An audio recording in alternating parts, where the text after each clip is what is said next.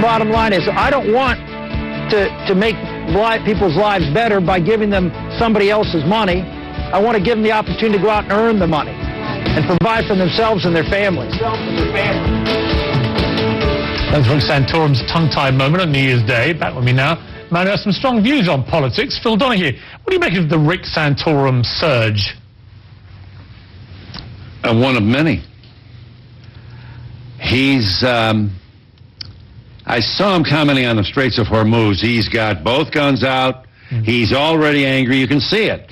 They better not block around. And you can hear the drums in the background. And the heartbeat accelerates. He wants to go after Iran. I mean, how many wars do you want to have in your lifetime? How many bombs are you going to drop?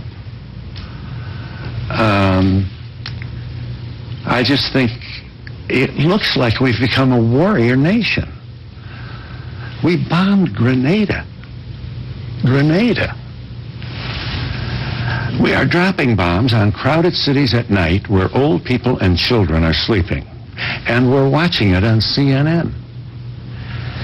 And the only voice that's spoken up at all in this campaign about this is Ron Paul.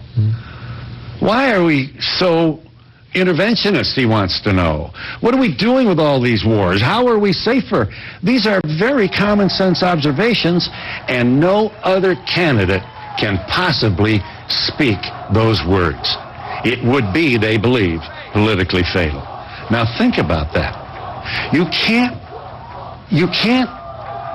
use an anti-war platform to get elected.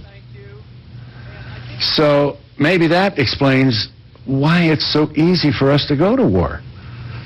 Norman Solomon has written a book which is War Made Easy. And essentially he says, if a president of the United States wants a war, he can have one. And I believe that totally. It's very, very hard to dissent. Think about what's against the person who wants to say, wait a minute, are you sure? Newt Gingrich said Ron Paul's positions are dangerous.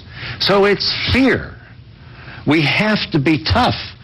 And we're killing our young adult children because of this. What I've noticed about Americans and America when it comes to this kind of thing is that anybody that dares speak up against a war instantly gets labeled, bracketed, a pacifist, a coward, weak. And it's not really like that in many other countries. It's the kind of thing that mystifies me, because you don't have to be a pacifist to disagree with, say, the Iraq War. Yes. At all. I mean, it's not pacifism. It's pacifism if you say no war is ever acceptable. If you say Winston Churchill had no right, Neville Chamberlain had no right to have a war with Adolf Hitler, then that is pacifism to me at its weakest. It is a weak position. Of course you have to stand up to a dictator like that. But when it comes to issues like Iraq, incredibly important that the world's #1 military power, #1 political power, #1 economic power has a proper debate about whether they should go into these things without people being labeled a pacifist if they don't think it's a good idea. You know, that's just one of the pushbacks. And by the way, I'm not brave enough to be a pacifist. I am, like millions of other Americans, very, very concerned about our foreign policy behavior over the past several years. And the way that the bedrock of this nation has been chipped away by the people who, democracy, and they're turning their back on the Bill of Rights. We have people in cages with no habeas, no phone calls, no Red Cross. Guantanamo, you mean?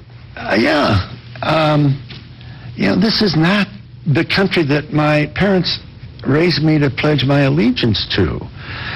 You can't say you're a proud American and then waterboard somebody.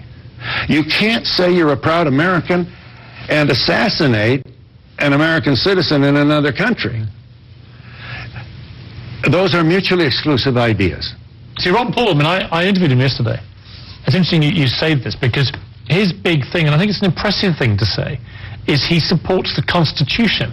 Yeah, I'm telling And you. for that, people call him crazy. And I'm like, watching this from the sidelines. I don't have a horse in the race. I'm Isn't British. that amazing? And I'm like, here's a guy who basically repeatedly says, I support the Constitution. And he's the one everyone calls cranky. Mm-hmm. Yes, everything is turned upside down here. So Ron Paul's concern about our adventurism is, in Newt Gingrich's word, dangerous. Peace is dangerous. And the people who call for it are marginalized. We don't get it. We don't understand. Liberals are always scolding. I've had more than one person say, if a liberal complains about something, they will respond by saying, that's the trouble with you liberals. You don't like anything about America. So if you criticize America, it means you don't like anything. That's how they just push back. Playing devil's advocate, though, Phil, I mean, isn't it also true that the right wing, the Republicans who espouse traditional social conservatism, they also get the same kind of caricaturing, don't they, by the left? I mean, it does work both ways. Yes, it does. I agree.